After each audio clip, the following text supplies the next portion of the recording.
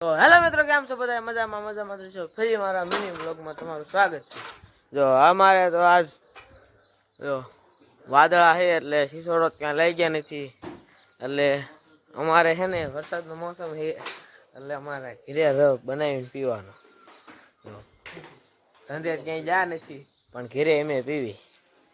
ચાલો કાઢી આપણે કાઢવાનું ચાલુ કરી દીધું છે. હાલો આપણે કાઢી નાખીએ.